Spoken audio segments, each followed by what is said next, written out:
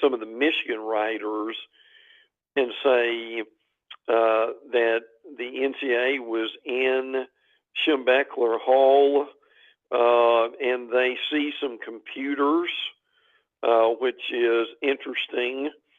And again, the big question here was Connor Stallions, who is the center of the investigation, was he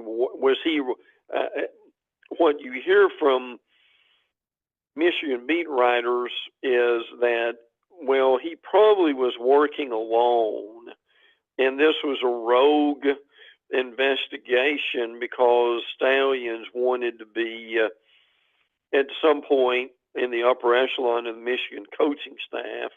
I mean, this guy's even written, from what we see in reports, allegedly has a manifesto to help Michigan football and maybe even become the coach one day. So, but the big question here, that to me there are two big questions here, is number one, what did Jim Harbaugh know? And I see a lot of writers who say that he may not have known anything, but you and I both know from following this for decades, when you've got elite coaches, you've got elite egos, and a lot of these guys know how many paper clips are in their administrative assistant's desk, right, Seth? So how do you not know that something is going on? That's my big question. One, my big question two is, even if this gets a lot more murky and a lot worse, is we all know how long these NCAA investigations take. So if anything quickly is going to happen to Michigan, it would have to happen either through the school or through the conference. So we all know that Michigan very well may be in the playoffs, may even be the best team in the country. We know how much money's involved. I mean, Seth, look, I may be totally wrong, but I don't see Michigan being punished with this. And for number one, what would the NCAA do if they even found them guilty? And vacate wins, take away even a few scholarships, fine them. I mean, the Big Ten's not going to take one of their, perhaps their biggest team, and keep them from playing in the playoffs, are they? So are your questions similar to mine with this? I look at this, and it's kind of, because look, I have no love lost for that school, right? Having gone to another school in that state. Look, it's one of these things, because I've always liked Jim Harbaugh. I really have. But in this instance, Brent, these guys, and you talk about coaches, and you've worked with them, I've worked with them. The good ones are attention to detail monsters. Yes. I mean, monsters. Like everybody's like, oh, I'm obsessive compulsive. Not compared to these cats, you're not. They use different highlighters on different formations, on different plays on their play calling. Yes. Okay, so orange means this, yellow means this. You've seen those big cards. Those things look like a building manual for a 747 inspection list. Okay, it's ridiculous. They sleep here, they wear this, they do this, they do the team meal 6:45. This at 6:55. This at 7:05. This at 7:15. This at 8:15. This is 8:35. This is at 8:50. But I don't know who this guy is on the sideline talking to me. Yeah, right. I'm glad we're not in the I'm glad we're not in FCC land, Brett, because that's bullshit. There's no way any of that stuff is true. All right, there's no way. Oh, I don't know who this guy is talking to me over here to the left of me. So, but now here's the problem with all this. Okay, you have to establish intent. You have to establish whether or not it was used. You have to establish whether or not Harbaugh knew about it, which, well, of course he knew. Yeah, it's one thing to say it. It's another thing to prove it, right? We all know Jay chopped off his wife's head and killed Ron Goldman, allegedly, but you got to prove it. So that's the problem with all this. And I know it's not a court of law, but the Big Ten's not going to put itself in position to get sued by suspending Michigan the rest of the year. Plus, Big Ten makes money if Michigan wins. So, Brett, I do not at this point. If you're the Big Ten, you're caught. You're caught. If you're Jim Harbaugh, you're not going to resign. You're not going to quit. Absolutely not. The only thing you can convince me of, Brett, and I hate what I'm about to do here because it's not me. There's nobody, and you don't like this either, when people say, now hear me out. Now hear me out here. It's like, oh, well, here comes a load. And it's like, now what happens if this happens, if this happens, if this happens? Like, okay, that's way too much. But, Brett, maybe it's in the Big Ten's best interest next week in Happy Valley to swallow a couple whistles when Michigan heads there to play Penn State. Maybe it's in their best interest to look the other way on some, pass interference down the field. Yeah. But I really, in real time, the only thing I can think of that's close to this, and you remember this, of course, and now this is a player, not a coach. Remember when the Mississippi State paying Cam Newton's father stuff came out? Yeah. In November, Brent, and we had an issue where the NCAA was kind of like, there's a paper trail here. What do we do? And they suspended him right before, was it the Alabama game that they suspended him for? Yeah, for maybe 24 hours. Yeah, and then was it the government that I forget the state Supreme I forget who stepped in and reinstated him immediately. It's like, oh, and they talked about doing that with Jameis Winston too, but it never came to fruition. So because Cam came out and said, yeah, my dad did it. I had nothing to do with it. Cam's dad said, yeah, I did it. He had nothing to do with it. So it's like, you're not going to punish the kid. But this is different because it's a coach. So I know I went down a rabbit hole there, but this is ugly. Well, and let me add this too. There is a paper trail in credentials. Look, I just, Seth and I are in press boxes all the time. And you've got to go through a certain amount, and scrutiny may be not quite the word, but look, schools know who you are because they go to the trouble. I mean, look, Freddie Fan just can't get a credential. Okay, you've got to have a certain amount of professionalism, certain amount of experience, and so forth to be granted a credential for a football game. Look, I know if you're a big star and you're coming to town, you can probably get credential. Seth, I'm sure if Taylor Swift wanted to go to the Arkansas Florida game, that could probably happen. I'll get it in some way, but here's the reality, right? Schools, Florida does, they do their due diligence when someone applies for credential. So the point of this is, it's not like this happens in a vacuum, right? I mean, you've got information, background information, the whole 9 yards on people who were there who are credential media.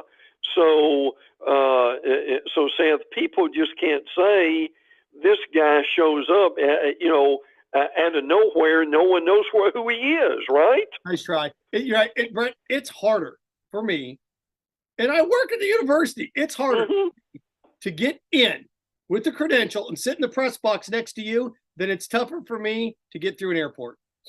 Yeah, that's right. It is. Yeah. It is. Now, there's no metal detector. Well, actually, there is a metal detector. So it's like an airport. So like we don't, and it's funny because all these coaches, the Central Michigan coaches, Brett, have all their gear on, and you see this guy with his clipboard and his sunglasses, fist pumping, and the coaches are standing there. And when Central Michigan goes, we don't know who this guy is. It's like, so you guys are all wearing the same clothes. You have 5 assistant coaches in this picture. You have the head coach, and none of you looked to the guy and said, "What are you doing down here? What are you doing?" Brett, somebody comes through the studio. There's like where there at the university in the INC ESPN Gainesville. Somebody walks through immediately. I'm like, "Who's that?" Yeah, sure. Who's that? Right. Who is that? So nice try, Peter Pan. I'm not falling for it, but now I don't. If you're the NCAA, you can't. You're caught. I never thought I would say this, but for the sanctity of college football, can you believe we're about ready to say this out loud, Brett? College football fans, for the integrity of the game, if there is such a thing, Penn State and Ohio State are now America's teams. Because that's how you solve this problem. Or if you really don't like the NCAA, you root for Michigan, just to see what they can do and have to make a decision. With Matthews in the morning, Seth Harp in for Shane Matthews, of course, Brent Beaird with us here, brought to you in part by Silverback Concrete. Silverback Concrete, family-led team of heavy concrete specialists that build commercial structures with unrivaled quality. Silverback Concrete, you stand on it, we stand by it. And also Radware, family-owned business that prides itself in excellent customer service while providing quality and affordable promotional products and customized apparel. Andy writing in really quick, Brent, before we get to the Heisman and a bunch of other things. In the history of college football, is there a coach you think that is comparable to Bobby Knight, maybe Woody Hayes or Bear Bryant? Andy, I think I'm going to say Woody. I mean, Bobby and Woody were both Ohio State guys, right? I know Bobby coached at West. Right. Bobby's an Ohio State guy.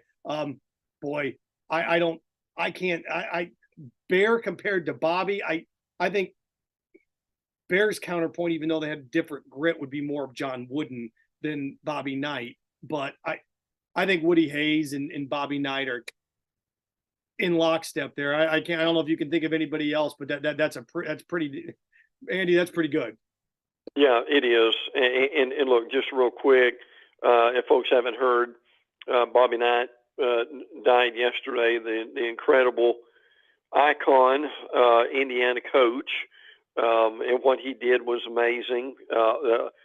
Some of his own court antics were, throwing the chair across the court, and just being a bully at times, but at the same time, his players loved him.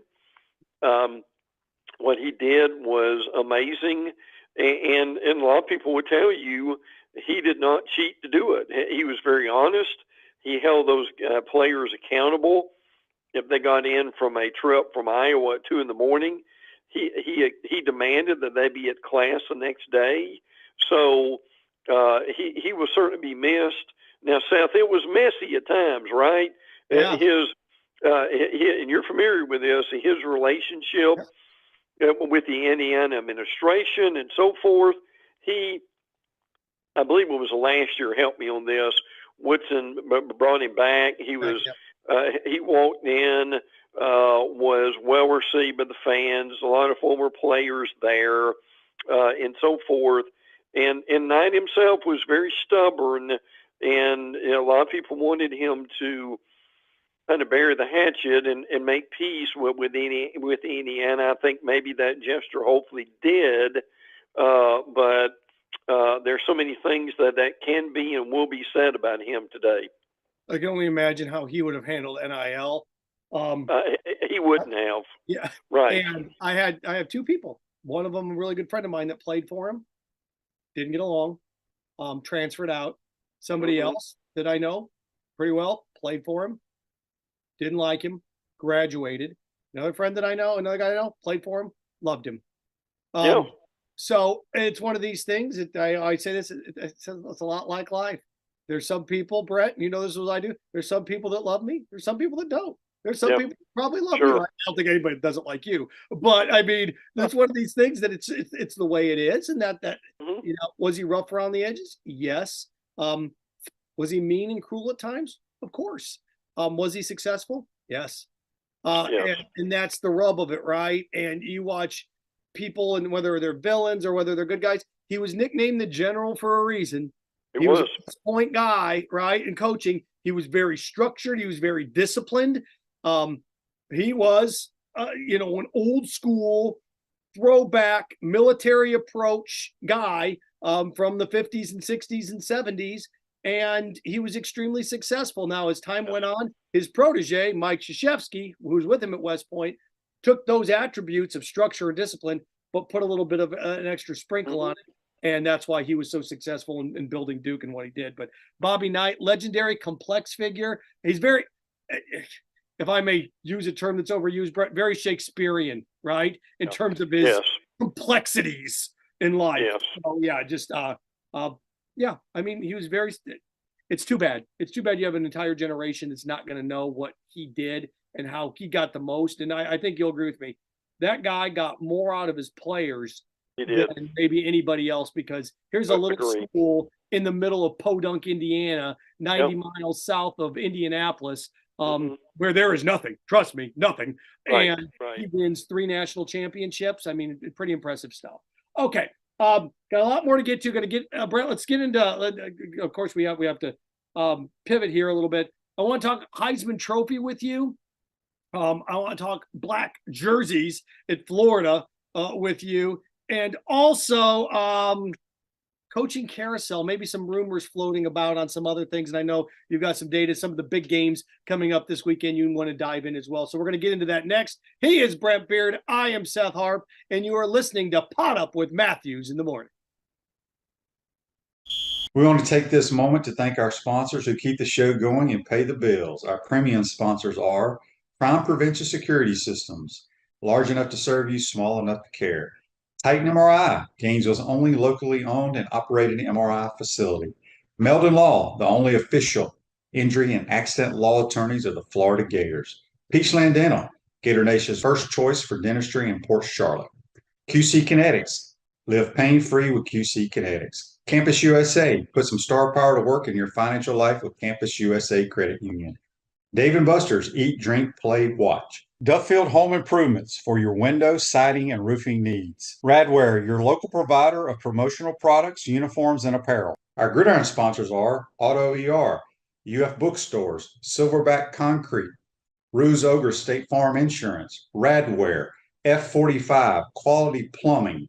Our touchdown sponsors are Adams Ribs, Gator Dominoes, Celebrate Primary Care, Gator Bait Media, Okido America, Style Cuts, Ironwood Golf Course, Big Mills Cheesesteak, McDonald's of Gainesville, 84 Lumber, Dowling Signs, Baker's Sporting Goods, Silver Cube Billiards and Sports Bar.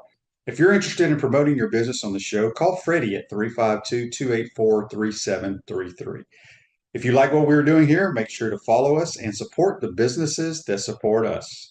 Pro football legend Emmitt Smith understands your joint pain. It does not surprise me that there are a ton of people out there that's in pain. That's why Emmitt is such a proponent of QC Kinetics, offering real lasting joint pain relief with non-surgical, all-natural biologic treatments. Whether it's a joint pain, ankle pain, shoulder pain, neck pain, back pain, hip pain, any kind of pain, the body eventually will break down when it's under that much stress. That stress can cloud your judgment to the point that you'll just say yes to the scalpel or yes to another prescription of pain pills. But maybe it's time for a second opinion from QC Kinetics. The reason why I would recommend this is because the natural biologics that QC Kinetics is providing you gives your body a chance to naturally heal itself. Restorative, regenerative solutions are here. Get lasting relief and live your life. Call QC Kinetics 352-400-4550. That's 352-400-4550. QC Kinetics 352-400-4550.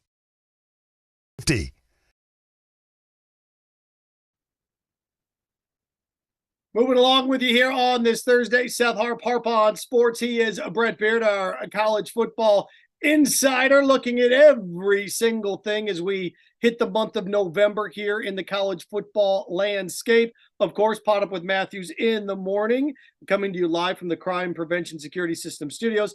Large enough to serve you, small enough to care. You got questions for us, feel free. YouTube via Quality Plumbing, residential and commercial plumbing and emergency repair since 1984. Their name says it all. Meldon Law via Facebook, the only official injury law firm, accident law firm partner of the Florida Gators. You have a text you want to fire along, feel free via the Titan MRI text line and the Titan MRI hotline, 352-353-7465. Okay, Brent, this is one of these things, and I put this out on Twitter, and people are kind of, I thought it was something that was inspirational and uplifting, but I didn't realize it would create this much, I don't want to say anger, but a reaction. I said, hey, there are seven different guys right now that you could make a case to get a first place vote in the Heisman. I know you vote. I said 7 different guys. You get a first place vote. The first reaction is, there's a lot more than that. I'm like, no, gang, look, realistically, there are 7 people right now that I think you could make a case for that it would be tough for me to argue against. And this is what I have, Brent, and you're a Heisman guy, so you tell me. I'll go west to east again. You could vote for Bo Nix. I thought Bo Nix outplayed Michael Penix Jr. When Washington beat them, but Washington did beat them. But Bo Nix, Michael Penix Jr. out west. Big 12, I can't find anybody in the Big 12 with Quinn Ewers getting hurt. There's nobody really there that jumps out to me. Where we got Daniels at LSU. Yes. In the Big 10, Marvin Harrison Jr. And McCarthy at Michigan. And then I slide over to the ACC here, and I've got Travis at Florida State. And I'm trying to pivot here and figure out who I'm leaving out, because I know I'm leaving out one right now. Brent, I can't remember. There was the one year, and maybe you can correct me if I'm wrong. There was the year that Alabama beat Florida in the SEC championship game that propelled Mark Ingram into the forefront. He wins it, but you had what? Ndamukong Suh, you had Colt McCoy, you had, of course, Tim Tebow, and it was Sam Bradford. I can't remember who the fifth one was, but you had five guys going into that, and everybody's like, oh, any of these guys can win it. I'm to seven. Am I missing anybody here? I'm Daniels, Travis, McCarthy, Marvin Harrison Jr., Bo Nix, Michael Penix Jr. I'm at six. I'm sure there's maybe another one or two out there. I can't ever remember being this wide open with this many candidates in November. What say you? It really is. And see, a lot of guys don't vote until the final weekend of championship weekend. The vote is due in after championship weekend on that Monday at 5 o'clock. So there's a lot that can happen over the next few weeks. Now, Caleb Williams, who won it last year, right now is on down the line. I mean, he's like 10 or 12 in the current odds that I'm looking at.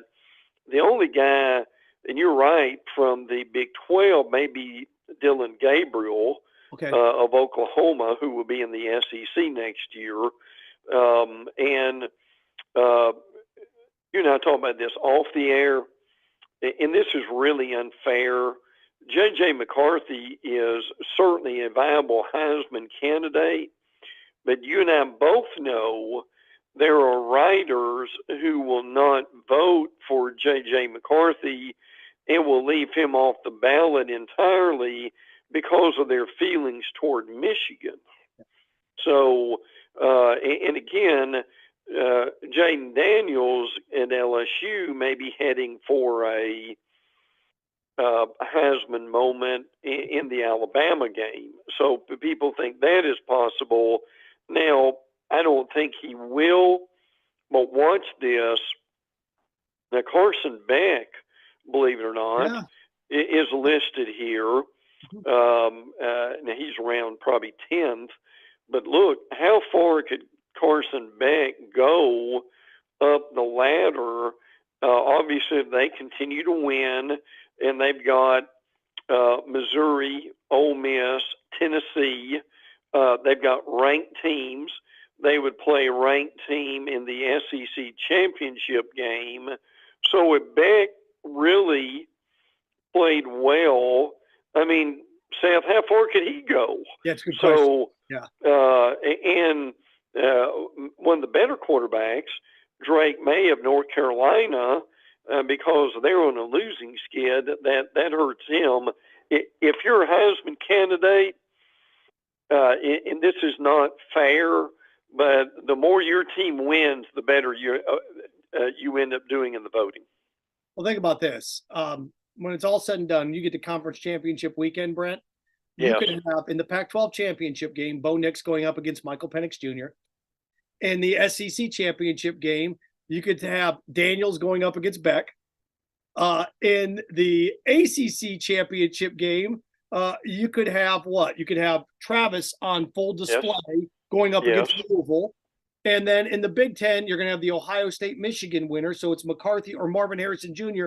going up against whatever sacrificial lambs coming out of the Big Ten West. And in that game, Marvin Harrison Jr., if it's Ohio State, may have 300 yards receiving and 3 touchdowns. So, or McCarthy, they're going to, whoever wins between Ohio State and Michigan, win that game by 20 points. So you have all these major stages where every candidate except the loser of the Ohio State-Michigan game is going to be right there. So you're right. That last weekend could be insane. And you'll be interested to see if coaches try to run up some stat lines and some things in those games. Sure. When it's all said and done. But it's a fascinating year for it. And every one of those people that we mentioned, I think if Brent came to me today and said, Seth, I think Daniels is the Heisman winner, I'd be like, oh yeah, look what he's done. Or if you came to me and said, Seth, I think Travis is the Heisman winner. Look, yeah, okay. Nick's, yeah. Every single one of them. And here's the thing that's amazing about it, Brett. It's a quarterback award, but Marvin Harrison Jr. is the best college football player in the country. Yeah. Well, look, I'm glad you said that because we really need to get this away from just being a quarterback award, frankly. And look, there have been times where I voted for a defensive player in my top three. And here's the thing that I've said this all the time. You don't win Heisman in September and October. And Coach Prime's son, the quarterback at Colorado, who was such a hot commodity when all this publicity began. I mean, he's not even on the list right now. So that's one of those things to where you see guys rise and they fall throughout the year.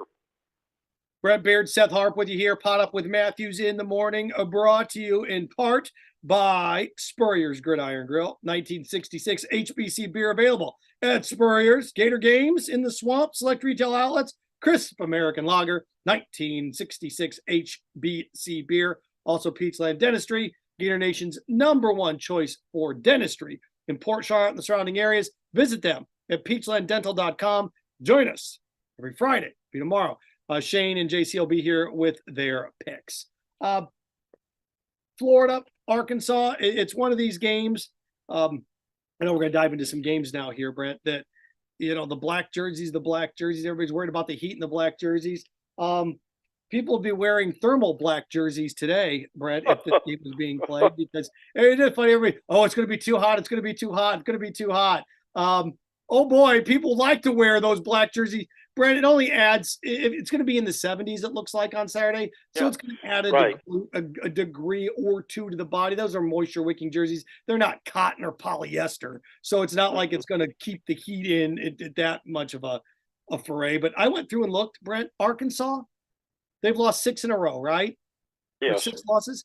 Those 6 losses in the conference combined 36 points. Yes. Yeah. Arkansas is not any good. It's like, their record's not any good. But when you haven't won a game inside of the conference, or your 6 losses are a combined 36 points, that tells me you're just unlucky and you can't execute at the end. It also tells me eventually you're going to figure it out for at least one game. When you look at the tail of the tape, Arkansas, Florida, what do you see? Well, to back up your point, they've lost 5 of 6 games by 1 possession. And here's the reality. Arkansas nearly beat LSU, Ole Miss, and Alabama. They all lost those 3 games by a touchdown or less. I mean, they lost the Alabama game by basically a field goal. So this is a better team than people realize, but they could end up being 0-8 in the SEC. Now, Rocket Sanders, they're maybe easily one of the better running backs in the league. He's certainly in the top 5. Practiced Monday and Tuesday, and he may be available also. And now, look, they have got some good players. And Florida's going to be able to block Landon Jackson and Trajan Jeffcoat on the defensive line. People may not have watched Arkansas very much. Arkansas's best player is KJ Jefferson. KJ Jefferson is 6'5", about 250. I mean, he is behemoth. He is basically a tight end playing quarterback. So, and he's shown this many times, you've got to get multiple players to take him down to the ground. You can't just grab onto him because he's so strong. He can still get the pass off.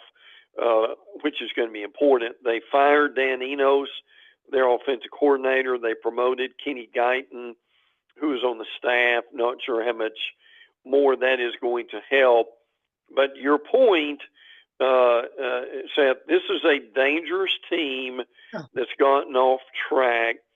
There's certainly rumors about Pittman being fired at the end of the year, which is probably why they made the change with Enos. And by the way, Enos was with Miami for a while. He also was with Alabama. So this is a dangerous game for Florida, but it is a must-win because this is a game that they're capable of getting, particularly when you're looking at LSU, Missouri, and FSU. Seth, I don't think anybody in the nation has a more brutal schedule the last 3 games of the year than Florida does. Yeah, and 2 of them on the road. It's you're right. You lose this one, it's tough for you. If Florida loses this weekend, any rational person will say you can't finish above 500 because at LSU, at Missouri, and then Florida State at home. And oh boy, now if you win this one, then you got a little momentum. Probably going to be 7-5. Sure. 7-5 at the beginning of the year. I'm going to be pretty close. I think I may get this one, but we got to get bowl eligible. We got to get those extra practices. You're talking about Florida's going to end up, if they're 7-5 or 6-6, they're going to end up in one of those, Birmingham, Shreveport type of, but which is fine. Florida, if when it's all said and done, Brett, you want to get yourself in a position by winning this weekend that you can get into a bowl game that you can win. The last thing you want to do is get yourself in a position where you're Florida and you have to play like a good gracious, let me go down the path here. If you're Florida, you want no part of like Louisville, or you want no part of USC. You want no part of that business. So in terms of staggering, give me the Conference USA runner-up. So that's or give me Iowa, who Minnesota. may be able. Yeah, or someone like that. Yeah. Now, look, in this very well may not happen because there is a bowl pecking order. But I tell you this: the Gator Bowl could do a lot worse than to go get Florida. Now, Florida may end up having to be 7-5 in order to go, but the reality is they know they'd sell a lot of tickets. And it would probably be an interesting game, but you're right about that. And a lot of that, but if they are able to go to a bowl game, I don't think you'll have the disaster that you did last year with guys opting out, not really wanting to play, et cetera, et cetera. So getting into a bowl game and finishing the year with a win, to back up your point, would be humongous for Florida. I know you got to get going here, right? But I got one more question for you, okay? LSU beats Alabama this weekend. Does the West then belong to – we know that the SEC now belongs to Kirby Smart, right? Georgia is the preeminent team in the conference. It is. If LSU goes into Tuscaloosa and wins, that's back-to-back wins for Brian Kelly in his first 2 years. At that point, Brett, is it safe to say that the West now belongs to LSU? Well, at least for those 2 years. But I mean, you've got, and not only do you have Alabama as normal, but you frankly have got an Ole Miss team that only has 1 loss that's coming up. We're not sure what's going to happen to A&M. I do think it's safe to say that after Hugh Freeze gets better players at Auburn, that they'll be a force to be reckoned with. I will say for the immediate, you would have to give the nod to LSU if they win in the West. But Seth, that division is so volatile in what it could do over the next few years that if LSU had the lead, it may be short-lived too. You're right. When it's all said and done, yeah, especially with the new guys entering the fray. So there you go. But yeah. So hey, look, after this weekend, and Brett, I know you got one more for you. LSU wins. that means 3 teams will have 1 loss in the West, That's right? right. This, Alabama, and LSU. They've all lost to each other. What's the tiebreaker? Well, I mean, you would have obviously head-to-head, and then you would have what is the record against the teams in the other division. And our listeners need to realize this is the last year that we're going to have divisions in the SEC. So that's going to make all this stuff, even more interesting. And the thing you got to keep in mind too is LSU still has games to play. So, Seth, after they've still got Florida, Georgia State, and A&M. So, I mean, with all that bravado, if they were to win in Tuscaloosa and beat Florida and Georgia State, they'd be thumping their chest. And then what happens if they lose to A&M in the last game of the year? And Ole Miss has to play Georgia still, right? Is that still on the docket? Yes. So, yeah. Yes. Missouri still has to play Georgia. So a lot going on in the last month, baby. No doubt. Looking forward to it. Hey, man, as always, thanks for swinging by. Appreciate it. I know I kept you 5 minutes longer than I was supposed to. So as always, my apologies for making me late to your 9 a.m. appointment. No, don't worry about that. Seth, thanks for helping us as always. Great job, and we'll look forward to seeing each other soon and talking soon too. Take care, bud. Thanks. Brent Beaird, our college football insider, with us here on PodUp with Matthews in the morning. I know you've got some questions. I got 5 or 6 minutes here before we wrap this sucker up. Again, Seth Harp and Brent Beaird in today. Shane Matthews will be back tomorrow. PodUp with Matthews in the morning, a service of Duffield Home Improvements, your local roofing, siding, and window contractor, serving Gainesville and the surrounding areas since 1986. Also, PodUp with Matthews in the morning, a service of Ruse Ogre State Farm, office of dedicated insurance professionals ready to help you in your life head in the right direction with the right insurance options for you and your family. Visit OgreInsurance.com. Give them a call, 352-240-1779. That's 352-240-1779. Okay, let's see here. Greg writing in, it's too early for Heisman talk. Well, okay, whatever. What do you want to talk about? It's cold out. There you go. Andy, Seth, who do you think will be the next first-time Super Bowl champ? Ooh, good question. Lions, Bengals, Bills, or Jags? I'd go with the Bengals. Best quarterback. When all said and done, I always go with the best quarterback. They've kind of figured it out, haven't they? The Bengals, they have kind of figured it out. The Lions are having a great year. The reason I picked the Bengals is the Chiefs' offense is sputtering a little bit. The Bills' offense is sputtering extensively. The Lions have to go through Philly and San Francisco and Dallas and navigate all that. Or the Bengals really the Bengals have to worry about the Ravens and the Chiefs, Dolphins a little bit. But I in that list, I'd go with the Bengals. Got a question? Fire away. There you go.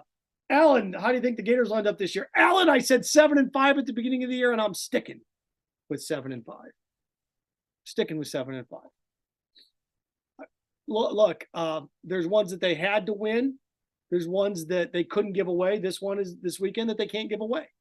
You know, they beat Tennessee, which is one that they had to steal. They got that one. But then they turned around and gave one back, didn't they?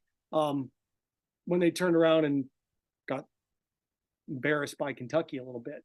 So, you know, when you look at this, have they beaten anybody other than Tennessee that they shouldn't have? Not really. They should beat Arkansas. Has won a game in the conference. And they're at home. Florida is. Need to win this weekend. Now, where do they pick a win up late in the year? I don't know. Dan, Florida will be favored against Florida State at the end of the year. No, they won't. Well, they may beat them, but they're not going to be favored. Come on, gang. I know that you don't like Florida State, and I get it. And we don't know exactly how good they are. They beat LSU, didn't they? Thumped them. Drilled them.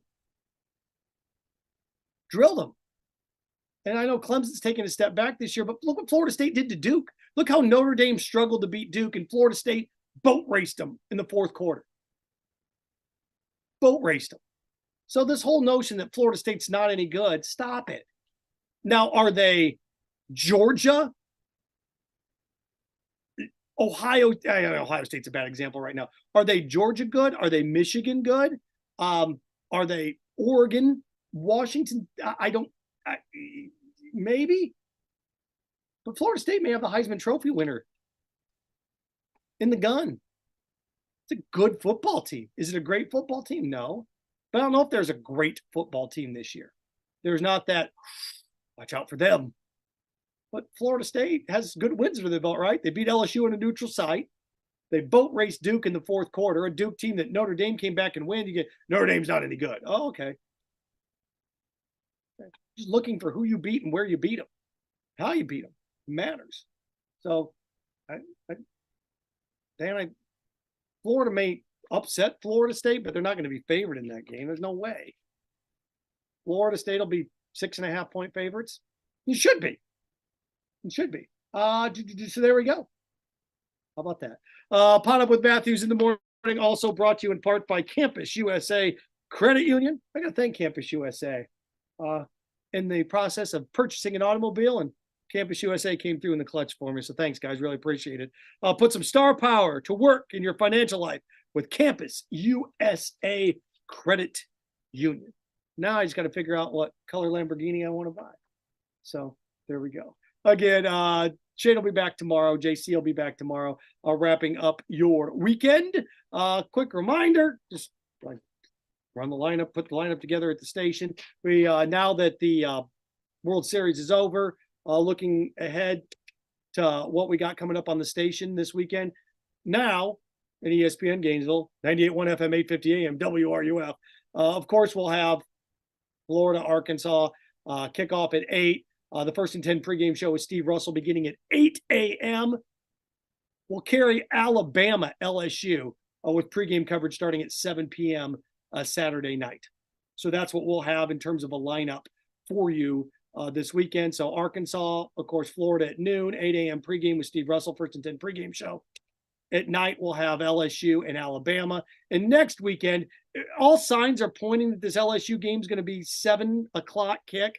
I know, well, it could be on CBS. All things that people are telling me, it's pushing into the evening.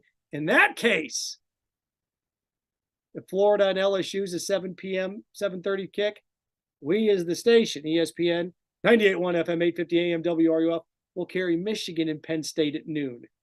So this weekend, Florida, Arkansas, noon, Alabama, LSU, pregame coverage at 7. Next weekend, more than likely, Penn State, Michigan at noon, and then, of course, 7 p.m.